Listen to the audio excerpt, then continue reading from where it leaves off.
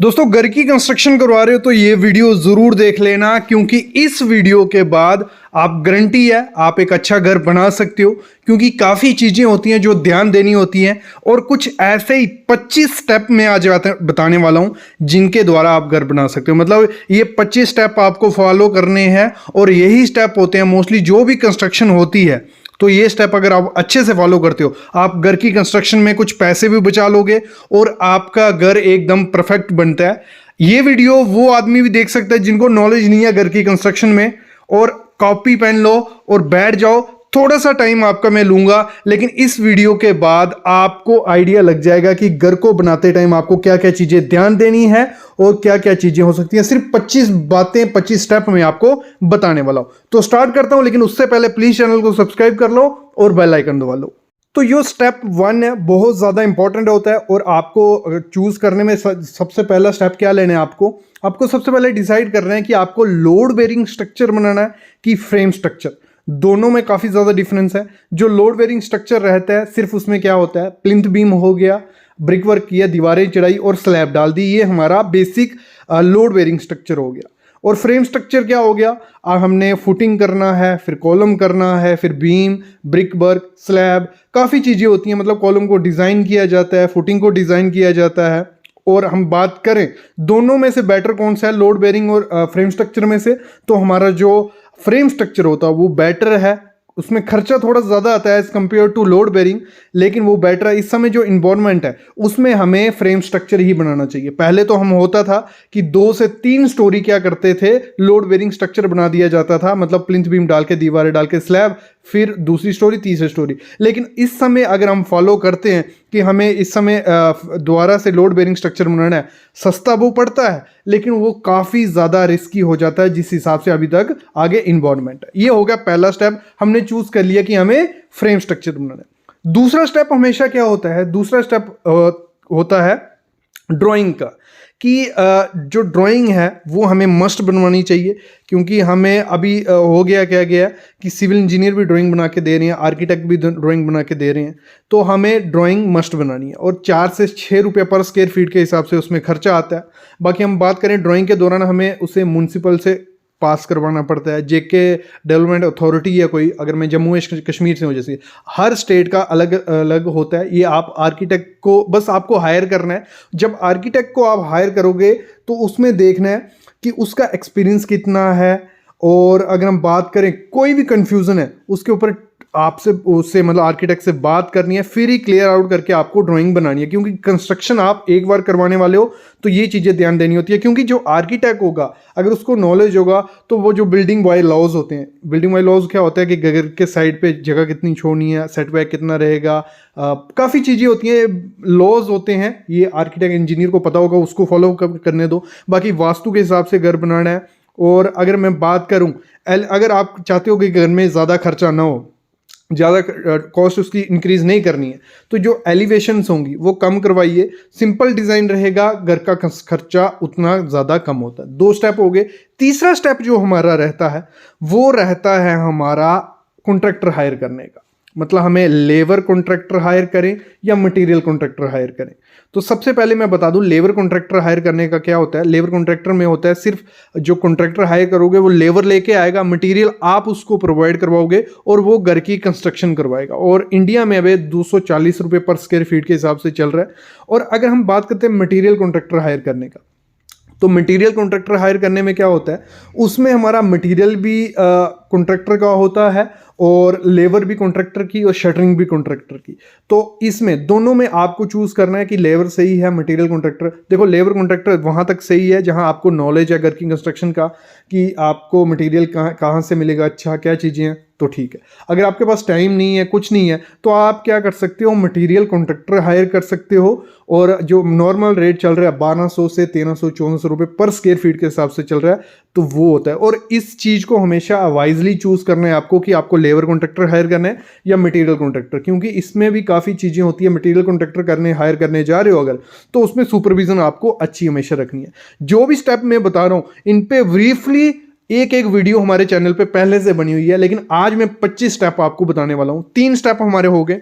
फिर हमारा आता है क्या, चौथा स्टेप। चौथा स्टेप क्या होता है हमारा? चौथा स्टेप है मटेरियल का बाय, मटेरियल खरीदना। मटेरियल का नॉलेज काफ़ी ज़्यादा इंपॉर्टेंट है, क्योंकि मटेरियल अगर आप घर की कंस्ट्रक्शन में अच्छा लगाओगे तो घर की स्ट्रेंथ भी बनती है, उसकी लाइफ भी होती है। सबसे पहली चीज़ है मटेरियल में, सबसे इंपॉर्टेंट चीज़ होता है हमारा स्टील, जो सरिया हम यूज़ करने वाले हैं, क्योंकि हमारा फुटिंग में, बीम में, कॉलम में, स्लैब में हर जगह सरिया जाएगा और वो अच्छी क्वालिटी का होना चाहिए। आपको ऐसे तो जैसे हमने दूसरे स्टेप में इंजीनियर या आर्किटेक्ट हायर किया था, वो आपको सब नॉलेज देगा, लेकिन मैं सब चीज़ें आपको बता रहा हूँ। अगर वो भी चीज़ें बता रहे हैं तो आपको चीज़ें पता होनी चाहिए, तो आप वो अच्छे से कर सकते हो। स्टील ग्रेड देखो, कौन सा स्टील ग्रेड आपको यूज़ करना है। देखो इसमें दो टाइप के सरिया आते हैं, प्राइमरी और सेकेंडरी स्टील। प्राइमरी होता है मतलब स्क्रैप वगैरह से बनता है, सेकेंडरी हो गया जो प्योर रहेगा। मतलब इसमें डिफरेंशिएट करना आपको आना चाहिए। आपको कंपनीज काफ़ी ज़्यादा मिलेंगी, टाटा हो गई, जिंदल हो गया, सेल हो गया, विजैक हो गई, काफ़ी कंपनीज है जो इस समय मार्केट में है। तो आपको वाइजली चूज़ करना है कि कौन सा सरिया हमें, कौन सा ग्रेड आपको कहाँ कहाँ यूज़ करना है। ये आपको एक इंजीनियर से पूछ लेना है या आर्किटेक्ट से क्लियर आउट कर लेना है। दूसरा मटेरियल रहता है रिवर सैंड।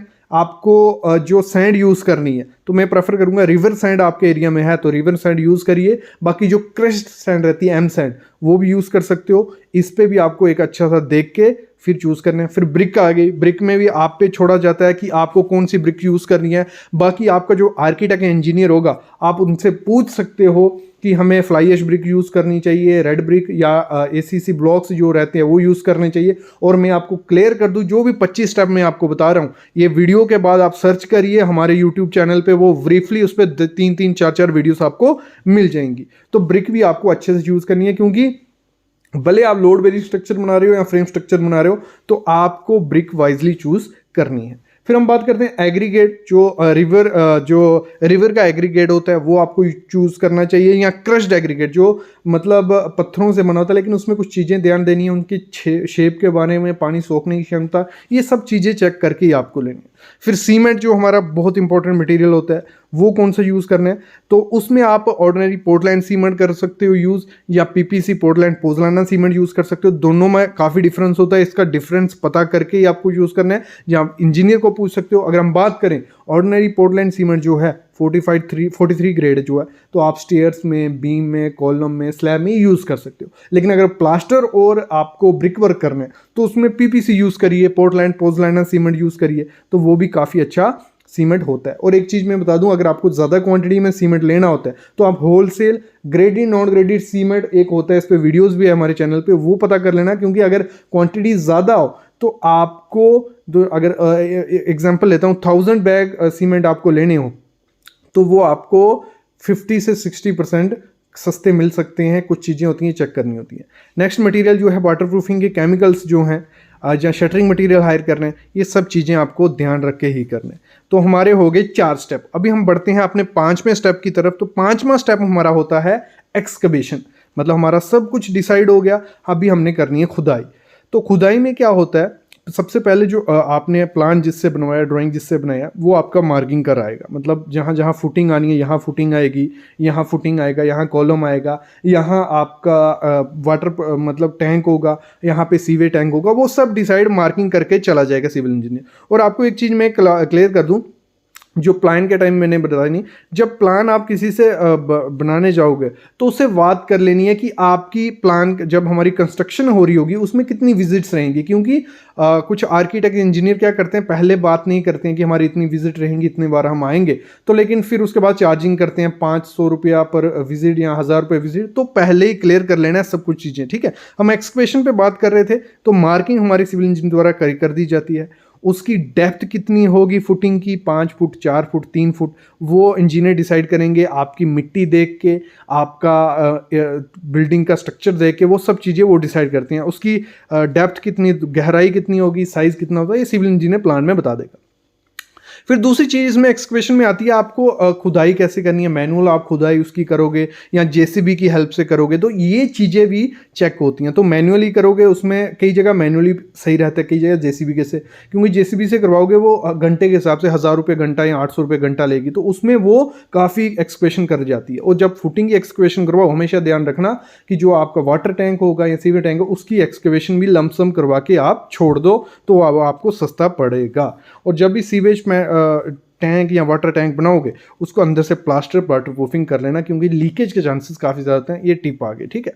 5 स्टेप हो गए। 6वां स्टेप होता है हमारा, जब एक बार एक्सकवेशन या खुदाई हो जाती है उसके बाद हमारा काम होता है किस चीज़ का, फुटिंग का बेस बनाने का। ये 6th स्टेप होता है हमारी कंस्ट्रक्शन का, जिसमें हम पीसीसी करते हैं या रबल सोलिंग करते हैं। दोनों में से आप चूज़ कर सकते हो कि जगह पीसीसी की जाता है। इवन राजस्थान वगैरह में ग्रेनाइट वगैरह ज़्यादा होता है, तो वहाँ पे मार्बल या ग्रेनाइट नीचे फुटिंग में यूज़ किया जाता है। तो ये मेरे ख्याल में आप पीसीसी के साथ जा सकते हो। पीसीसी क्या हो गया, प्लेन सीमेंट कंक्रीट, जिसमें एम ग्रेड M10 या M7 ग्रेड यूज़ किया जाता है, कंक्रीट यूज़ किया जाता है। और पीसीसी की ध्यान क्या देना है, थिकनेस उसकी ध्यान देनी है आपको। मिनिमम 75 mm आपको या 3 इंच थिकनेस उसकी रखनी है, और उसकी क्यूरिंग आपको करनी है। मिनिमम 6 से 7 दिन आपको उसकी तराई करनी है, उसके बाद करनी है। रबल सोलिंग क्या होगी, जिसमें क्या जाता है, बड़े बड़े पत्थर जो होते हैं उनको रख दिया जाता है, उसके बाद उसके ऊपर फुटिंग या सरिया बांध दिया जाता है, और पीसीसी हमारा एक सरफेस बना दिया अच्छा जाता है जिसके ऊपर हम सरिया बांध सकते हैं।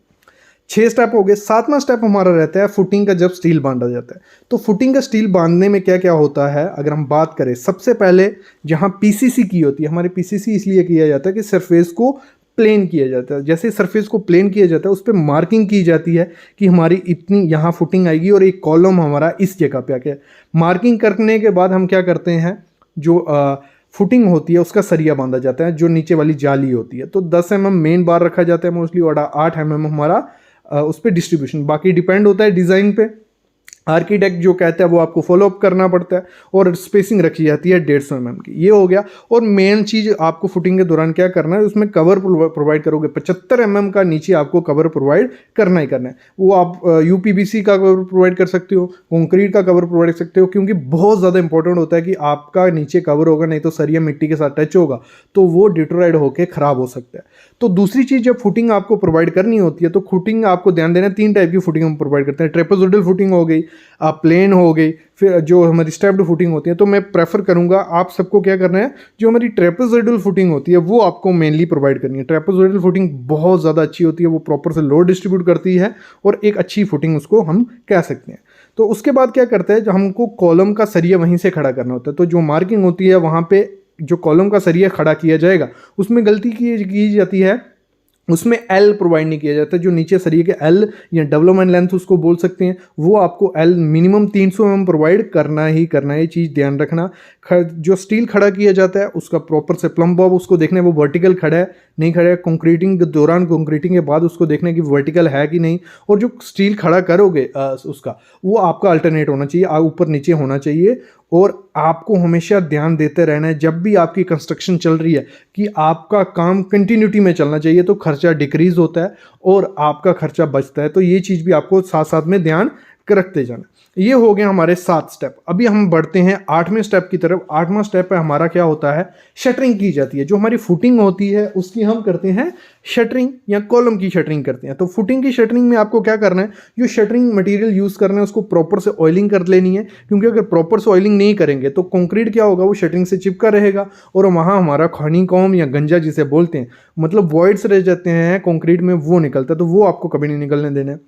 दूसरा, जो आपकी शटरिंग होगी उसकी प्रॉपर से प्लम बॉम्ब उसको मतलब प्रॉपर से साउल करना है। जो कंक्रीट किया जाएगा, जब हमारी शटरिंग हो गई तो उसमें हमारा कंक्रीट होता है, तो कंक्रीट में आपको वाइब्रेटर यूज़ करना है और देखना है शटरिंग में से कोई स्लरी तो नहीं निकल रही। ये सब चीज़ें आपको चेक करनी होती हैं। कब, जब आपकी शटरिंग होती है। तो एक बार ये हो गया। उसके बाद हमारी जब फुटिंग कंप्लीट सब कास्टिंग हो जाती है, उसके बाद हमारा स्टार्टर किया जाता है कॉलम का। कॉलम का स्टार्टर बहुत ज़्यादा इंपॉर्टेंट होता है। कॉलम के स्टार्टर के बाद हमारा कॉलम कास्ट कर दिया जाता है।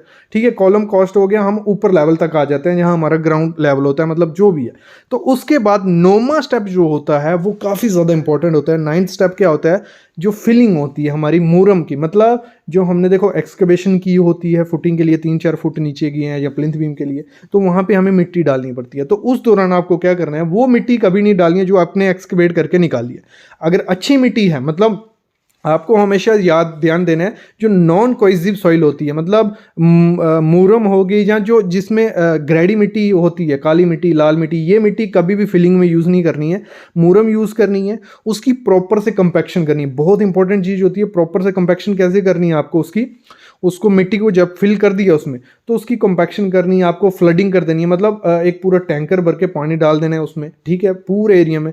तो दूसरे दिन उसको प्रॉपर से हैमर से या रोलर से उसकी कंपैक्शन करनी है। अगर पॉसिबल है तो आप सैंड रिप्लेसमेंट टेस्ट करिए कि आपकी प्रॉपर कंपैक्शन हुई या नहीं हुई। अगर वो प्रॉपर कंपैक्शन नहीं हुई हो, बाद में क्या होता है, सेटलमेंट होती है और क्या आपकी मिट्टी नीचे बैठती है, कहीं से पानी घुसता है, तो आपके घर में क्रैक्स आने के चांसेस काफ़ी ज़्यादा बढ़ जाते हैं। ये 9 स्टेप हो गए। 10वां स्टेप जो हमारी कंस्ट्रक्शन में होता है वो होता है प्लिंथ बीम। तो प्लिंथ बीम में क्या ध्यान देना है, जब भी प्लिंथ बीम आपको प्रोवाइड करना है तो हाइट उसकी क्लियर कर लेनी है कि रोड से आपको प्लिंथ बीम की हाइट कितनी रखनी है, ये बहुत इंपॉर्टेंट चीज़ है।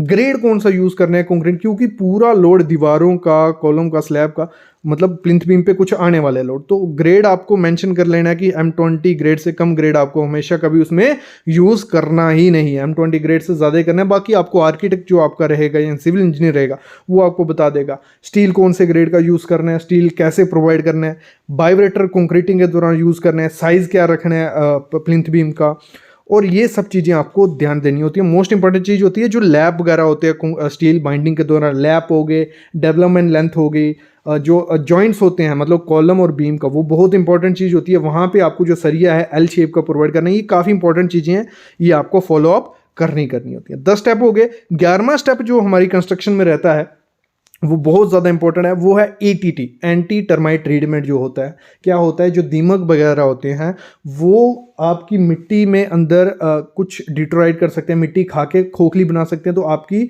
सेटलमेंट के चांसेस काफ़ी होते हैं। वही मतलब फुटिंग नीचे बैठ जाएगी या प्लिंथ बीम, तो ऊपर काफ़ी असर पड़ता है उसका, क्रैक्स वगैरह होते हैं, जो अंदर सांप वगैरह निकलते हैं, ये सब चीज़ें बाद में नहीं दिखे आपको, तो उसके लिए हम क्या करते हैं, एंटी टर्माइट ट्रीटमेंट होता है। इसको ज़्यादा कॉस्टली नहीं होता, सस्ता प्रोसेस होता है। ये आपको ATT मस्ट करवाना चाहिए आप जहाँ भी घर की कंस्ट्रक्शन करवा रहे हो। क्लियर, यहाँ तक हो गया। फिर जो हमारा 12वां स्टेप रहता है वो काफ़ी ज़्यादा इंपॉर्टेंट रहता है, वो रहता है DPC, dam proof course. Dam proof course बहुत ज़्यादा इंपॉर्टेंट होता है। आपके घर में पपड़ी बनती है दीवारों पे, सीलन लगती है, कि आपने देखा होगा नीचे से जो हमारा फ्लोर होता है वहाँ से 3 फुट पे या 1 मीटर पे क्या होता है, डैम्पनेस आती है या पपड़ी बन के निकलने लग पड़ता है। वो इसी का कारण होता है। नीचे से क्या होता है, जो ब्रिक होती है, ईंट होती है, वो नीचे से स्लाब लेती है, मतलब नीचे से पानी मॉइस्चर को सोखती है, और ऊपर जो प्लास्टर होता है वो बाहर उसको दिखता है, पपड़ी बन के निकलने लगता है। उसको पहले ही आपको सही कर लेना है। आपको क्या करना है, जो प्लिंथ बीम होता है आपका, वहाँ पे आपको क्या करनी है, एक 2 इंच या 3 इंच का कंक्रीट का आपको एक लेयर डाल देनी है पूरे प्लिंथ बीम पे, और उसमें वाटर प्रूफिंग का एजेंट डाल देना है। उसके ऊपर जैसे ही वो डाल दिया, उसके ऊपर डॉक्टर फिक्स की बिटुमिन का एक रोल आता है, मतलब वो आपको पेंट करवा देना है फुटिंग के साइड में, मतलब आपकी ब्रिक को कहीं से भी मिट्टी नहीं लगनी चाहिए। ये चीज़ आपको ध्यान रखनी है। जो 13वां स्टेप होता है वो होता है काफ़ी ज़्यादा इंपॉर्टेंट। इसमें आपको क्या करना होता है, इसमें जो भी सैनिटरी की पाइप्स होती है, मतलब PVC, जो हमारा सीवेज की पाइप होगी, पानी की पाइप होगी, जो मेन पाइप होती है मैन होल की वगैरह, ये आपको पहले डाल देनी होती है। आप इसमें कंक्रीट की यूज़ कर सकते हो, PVC, UPVC, और MS की पाइप आपको कभी नहीं यूज़ करनी है, ये हमेशा ध्यान रखना है। तो मैं कहूँगा UPVC की जो पाइप होती है वो आपको डाल देनी है बाहर की तरफ, और उसके बाद ग्रेड स्लैब जो होती है हमारी करती। 13 स्टेप हो गए। 14वां स्टेप जो रहता है 14 बहुत इंपॉर्टेंट रहता है। जैसे हम ब्रिक वर्क स्टार्ट करते हैं, साथ में हमें कॉलम की कास्टिंग उस पर करनी पड़ती है। तो ये इसमें एक चीज़ होती है कि दोनों को साथ साथ में लेके आप चल सकते हो, कॉलम और ब्रिक वर्क को दोनों को साथ साथ में कास्टिंग करके जाओ। आप पहले कॉलम की कास्टिंग कर लो, उसके बाद ब्रिक वर्क करो, ये आप पे डिपेंड होता है। दोनों प्रोसेस सही है मेरे ख्याल में। टेक्निकली अगर हम देखें तो ये प्रोसेस होता है फ्रेम स्ट्रक्चर में कि पहले कॉलम को कास्ट कर दिया जाता है, उसके बाद ब्रिक वर्क, उसके बाद स्लैब उसमें की जाती है। तो आप पे डिपेंड होता है। लेकिन इसमें आपको एक टिप दे दूं, जो भी जॉइंट्स होते हैं ब्रिक वर्क या कंक्रीट के या कॉलम के बोल लो, उसमें आपको वायर मैश या मुर्गा जाली जिसे बोलते हैं वो आपको यूज़ कर लेनी है प्लास्टर से पहले। ये एक टिप आपके लिए रही। 15 स्टेप जो रहता है उसी दौरान आपको क्या फिक्स करने पड़ते हैं, डोर और विंडोज़ जो होती हैं उनके फ्रेम। तो ये आप चूज़ कर लेना, आपको डोर विंडो कौन से वुड के फ्रेम आप यूज़ कर सकते हो, MS के फ्रेम, ग्रेनाइट के, एल्यूमिनियम के, स्टील के, जो भी फ्रेम आपको सही लगते हैं वो आपको यूज़ करने चाहिए। लकड़ी के करते हैं तो वास्तु के हिसाब से काफ़ी ज़्यादा शुभ वो रहता है, तो आप लकड़ी की तरफ जा सकते हो। बाकी चीप सस्ते तरीके से करना है तो MS के फ्रेम आप चूज़ कर सकते हो। 16 स्टेप जो हमारा रहता है वो होता है हमारी बीम की कास्टिंग। देखो जैसे जैसे हमारा फ्रेम सेट हो रहे हैं, ब्रिक वर्क हो रहा है, तो उसी दौरान हमें जो कंक्रीट के बैंड होते हैं, 4-5 इंच का बैंड रहता है, वो बहुत इंपॉर्टेंट होता है, वो प्रोवाइड करना होता है।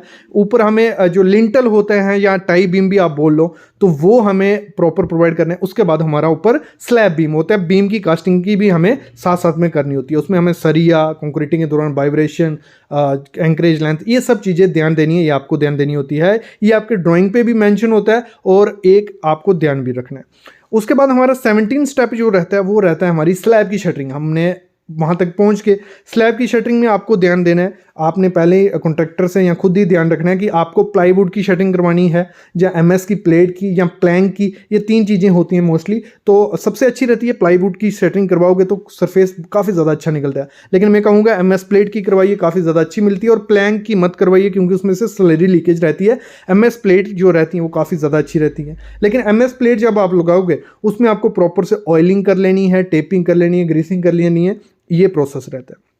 फिर उसके बाद 18 स्टेप जो रहता है स्लैब की रीइंफोर्समेंट प्रोवाइड की जाती है। तो स्लैब की जो रीइंफोर्समेंट प्रोवाइड करनी है वो आपको देख लेना है। बाकी आपकी ड्राइंग पे भी मेंशन होता है कि मेन बार जो रहेगा वो 10 mm का रहेगा, डिस्ट्रीब्यूशन बार जो रहेगा 8 mm का रहेगा, तो वो उस पर पहले से मेंशन होगा।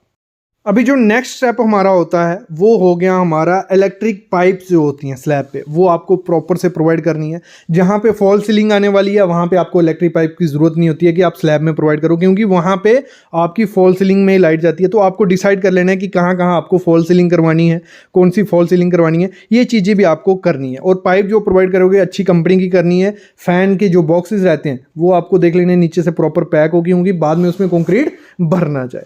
तो ये हो गया। फिर नेक्स्ट स्टेप जो रहता है वो रहता है आरसीसी स्लैब की कास्टिंग। तो कास्टिंग के दौरान आपको क्या करना है, जो आपके वाइब्रेटर्स वगैरह होंगे वो प्रॉपर से अच्छे वाइब्रेटर यूज़ किए गए हैं। M20 का ग्रेड, मिनिमम ग्रेड आपको यूज़ करना होता है। स्लैब की थिकनेस देख लेनी है कि 6 इंच है कि नहीं। स्लोप, पानी जहाँ से पानी नीचे जाना है वो आपको देख लेना है। कोई सेटलमेंट नहीं हो शटरिंग की कंक्रीटिंग के दौरान, वो भी चेक करते रहना है क्योंकि क्रैक्स आपकी स्लैब में आ सकते हैं। नेक्स्ट जो स्टेप रहता है, जैसे हमारी आरसीसी स्लैब हो जाती है उसके बाद हमें ध्यान देना होता है क्यूरिंग का। हमें तराई करनी पड़ती है, तो उसमें आप पाइप से तराई कर सकते हो, पॉन्डिंग सिस्टम से कर सकते हो। तो ये चीज़ें आपको चेक करनी है और 10 दिन तक आपको मिनिमम क्यूरिंग करनी है। और उसी दौरान आप अपनी पैरापिट बॉल भी बनवा सकते हो, जहाँ आए आप शटरिंग खुलने के बाद भी बना सकते हो। ये आप पे डिपेंड होता है कि पैरापिट बॉल कब करनी है। एक बार हमारी सब हो गया, क्यूरिंग हो गई, डी शटरिंग हो गई, हमने शटरिंग खोल दी, मतलब 14 दिन के बाद या 21 दिन के बाद हमने अपनी स्लैब की शटरिंग निकाल दी। उसके बाद जो नेक्स्ट स्टेप हमारा रहता है वो रहता है हमारा सैनिटरी पाइप्स प्रोवाइड करने का। जो भी हमारी सैनिटरी पाइप्स होंगी आप उसमें पीवीसी की प्रोवाइड कर सकते हो, यूपीवीसी की प्रोवाइड कर सकते हो, क्योंकि सीट्स आजकल नई नई जो हमारी सैनिटरी सीट है वो नई टेक्नोलॉजी की आ रही हैं। कुछ वॉल माउंटेड होती हैं, कुछ नीचे लगती हैं। तो आपको उसी हिसाब से अपनी फिटिंग करवानी होती है पाइप की, कहाँ कहाँ आपको नल चाहिए, किचन में कहाँ चाहिए, ये सब चीज़ें आपको डिसाइड करके सैनिटरी करवा लेनी है। फिर उसी दौरान आपको इलेक्ट्रिक की जरी डलवानी होती है, वहाँ कहाँ कहाँ स्विच आना चाहिए, कौन कौन सी स्विच आपको चाहिए। आपको एक ऑप्टिमेशन आया आजकल कि ऑटोमेटिक लाइट्स ऑन ऑफ होती हैं, तो वो सिस्टम भी आप रखवा सकते हो, वो पहले आपको करवाना पड़ेगा। एसी की लाइन्स आपकी आ गई, केबल वगैरह, फिर आपको ये चीज़ें ध्यान रखनी है। और आपकी जो ऊपर की सीलिंग की लाइट होगी वो अगर आप फॉल सीलिंग करवाने वाले हो तो वो बाद में होगी, फॉल सीलिंग के दौरान। ये सब चीज़ें आपको चेक कर लेनी है। नेक्स्ट जो स्टेप रहता है हमारा वो रहता है प्लास्टर का। तो इसके बाद हमारा प्लास्टर किया जाता है। बाहर से प्लास्टर होगा हमारा 20 mm मिनिमम का और अंदर से प्लास्टर होगा हमारा 12 mm का। और प्लास्टर के दौरान ही आप चूज़ कर सकते हो। कई लोग क्या करते हैं, जो पीवीसी के पैनल्स आजकल चल रहे हैं, तो आप पीवीसी के पैनल्स भी लगा सकते हो। तो उसमें वहाँ प्लास्टर की ज़रूरत तो नहीं होती, लेकिन आप थोड़ा प्लास्टर करवा के पीवीसी पैनल्स लगवा सकते हो, टाइल्स लगवा सकते हो। और प्लास्टर के दौरान आपको क्या ध्यान रखना है, जो आपकी रेशो रहेगी वो 1:6 या 1:4 रहेगी, यह भी आपको ध्यान देना है। आप जो सीमेंट यूज़ कर रहे हो वो प्लास्टर के आपको पीपीसी सीमेंट यूज़ करना है, प्रॉपर से क्यूरिंग उसकी हो। और प्लास्टर के दौरान क्लीनिंग होनी चाहिए, मतलब जो आपके स्विचेस आ रहे हैं उसमें कोई प्लास्टर नहीं घुस रहा है, जो फ्रेम्स लगे हैं विंडो के, डोर के, उसमें कोई प्लास्टर नहीं, वो पहले साफ़ करवा लेना है। अगर पहले प्रॉपर से सॉल्व नहीं करवाया तो वहाँ वो काफ़ी ज़्यादा लेबर उसमें लग सकती है आपकी। नेक्स्ट स्टेप जो रहता है वो रहता है फ्लोरिंग का हमारा आ गया। जो फ्लोरिंग में क्या आपको देखना है, आप टाइल चूज़ कर सकते हो, मार्बल चूज़ कर सकते हो, क्योंकि टाइल भी काफ़ी क्वालिटी सी की आजकल आ रही है। मार्बल भी चूज़ कर सकते हो, वो आप पे डिपेंड होता है। ये जो भी मैं बता रहा हूँ आप पे डिपेंड होता है। इन पे ब्रीफली मैंने वीडियोस अलग से बनाई हैं, वो आप वहाँ से चूज़ कर सकते हो कि टाइल क्यों लेनी है, मार्बल क्यों लेनी है। जो भी मैंने पहले चीज़ बताई कि आप चूज़ कर सकते हो, उन पे मैंने ब्रीफली वीडियो बनाई है, वो आपको ज़रूर देखनी है। जब आपकी टाइलिंग हो रही है या मार्बल हो रहा है, उसमें आपको चेकिंग प्रॉपर करनी है, जॉइंट्स प्रॉपर से मिल रहा है, ये सब चीज़ें आपको चूज़ करनी है। सीमेंट चूज़ कर रहे हो, उसमें पीपीसी सीमेंट आपको चूज़ करना चाहिए, ये चेक करना है आपको। नेक्स्ट जो स्टेप हमारा रहता है वो रहता है हमारा डोर फिक्सिंग का, या विंडो। हमारे फ्रेम पहले लग चुके थे तो हमें उसमें डोर और विंडो लगाने होती है। उस पर आप देख सकते हो कौन से डिज़ाइन के डोर लगवाने हैं। जाली वाले डोर आपके हो गए, फ्लश डोर आप लगा सकते हो। वुड आपको देख लेनी है कौन सी कंपनी के, कौन सी अच्छी वुड है।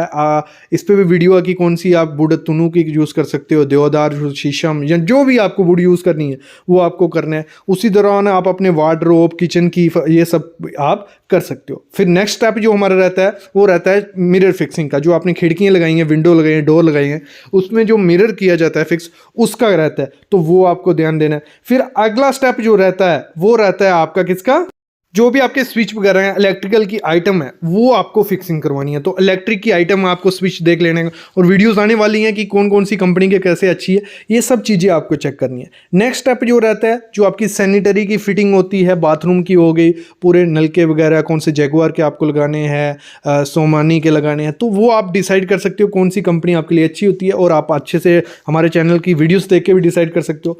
नेक्स्ट स्टेप जो रहता है घर की कंस्ट्रक्शन का, वो रहता है पुट्टी लगाने का। तो आपको पुट्टी कौन सी करनी है, पेंटिंग कौन सी करनी है, कौन से एशियन की पुट्टी यूज़ करनी है, तो इस पे भी वीडियो है। पुट्टी के दौरान क्या क्या चीज़ें आपको चेक करनी है, तो ये स्टेप हमारा रहता है। उसके बाद हमारा नेक्स्ट स्टेप रहता है इंटीरियर डिज़ाइन करने का। बेड वगैरह हो गए, हमारे फर्नीचर, चेयर, टीवी कहाँ आएगा, ये सब चीज़ें। बाकी अगर हम बात करें, ये चीज़ें कहाँ से भी डिसाइड हो सकती हैं। आपका जो आर्किटेक्ट ने आपको ड्राइंग दी है उसमें 3D व्यूज़ भी आते हैं, उसमें इंटीरियर सेट भी किया जाता है, तो उससे भी आप डिसाइड करवा सकते हो। उसके बाद लास्ट ऑप्शन हमारा जो होता है वो रेलिंग आ गई स्टेयरकेस की। तो ये स्टेप रहते हैं मोस्टली घर की कंस्ट्रक्शन जब की जाती है, तो ये स्टेप रहते हैं। तो आई होप आपको आइडिया लगा होगा। वीडियो थोड़ी लंबी हो गई लेकिन मज़ा भी आया होगा देख के।